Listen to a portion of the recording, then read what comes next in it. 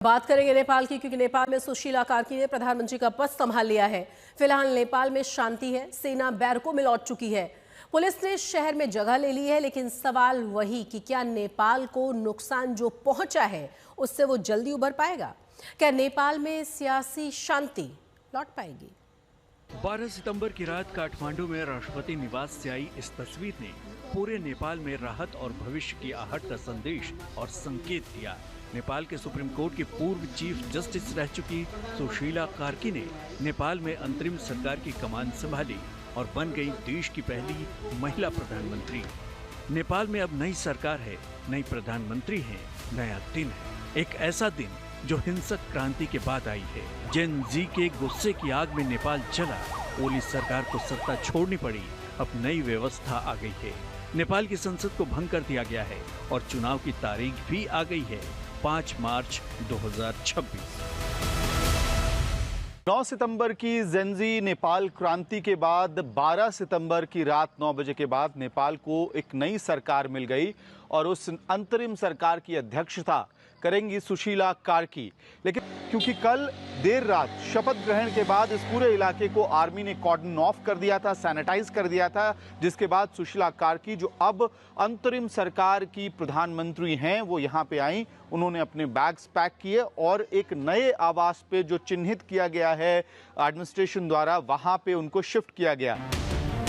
हालांकि नई प्रधानमंत्री सुशीला कार्की के सामने हिंसा की मार से जख्मी हुए नेपाल को संभालने और संवारने के रास्ते में कई चुनौतियां भी हैं जो आसान नहीं हैं। सुशीला कार्की के सामने सबसे पहली नई सरकार पर भरोसा कायम करवाना होगा। दूसरी चुनौती है जेन जी और पुराने नेताओं में समन्वय बनाना है। साथ ही जेन जी के सभी नेताओं का समर्थन पाने की चुनौती है। चौथी चुनौती है अंतरिम सरकार को भ्रष्टाचार से मुक्त रखना। बर्बाद हो चुके नेपाल का फिर से निर्माण करना भी कार्की के लिए बड़ा चैलेंज है। 8, 9 और 10 सितंबर को नेपाल हिंसा की जिस आग में सुलगा है उससे उबरने में महीनों या सालों का वक्त लग सकता है।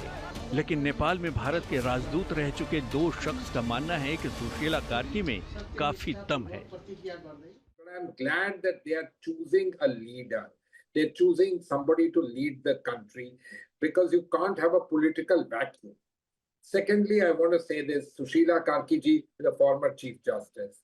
She has a reputation as being a straight individual, corruption, somebody who's fought against corruption, given many human rights answers, etc. She's also a senior person. We are fortunately studied at BHU. Nepal was desperately in search of a stabilizing influence.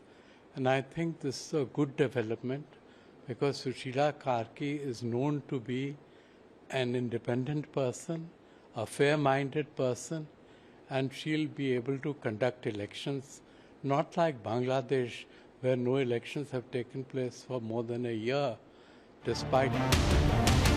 फिलहाल काठमांडू की सड़कों से सेना को वापस बुलाया गया है। काठमांडू में कर्फ्यू और निषेधाज्ञा हटाने के साथ ही सेना को वापस बैरकों में भेज दिया गया है। सुरक्षा की कमान फिर से नेपाल पुलिस ने संभाल ली है। उम्मीद यही है कि जिन उम्मीदों के साथ वहां के युवा सड़कों पर उतरे थे वो जल्द से जल्द पूरा हो। काठमांडू से सुमित चौधरी और अमित भारद्वाज के साथ आज तक ब्यूरो।